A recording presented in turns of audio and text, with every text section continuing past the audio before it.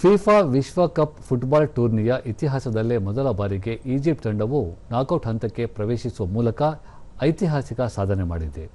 G ಗುಂಪಿನ ಅಂತಿಮ league ಪಂದ್ಯದಲ್ಲಿ ಇರಾನ್ ವಿರುದ್ಧ 1-1 ಗೋಲುಗಳ ಡ್ರಾ ಸಾಧಿಸುವ ಮೂಲಕ ಈಜಿಪ್ಟ್ ಈ ಮೈಲುಗಲ್ಲು ತಲುಪಿದೆ.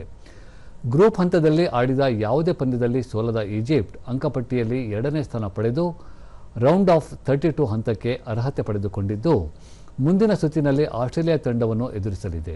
ಈ ಪಂದ್ಯದಲ್ಲಿ ಅತ್ಯುತ್ತಮ ಪ್ರದರ್ಶನ ನೀಡಿದ ಇರಾನ್ ರಾಮಿನ್ ರೆಜಾಯಿಯನ್ ಪಂದ್ಯ ಶ್ರೇಷ್ಠ ಪ್ರಶಸ್ತಿಗೆ ಭಾಜನರಾದರು.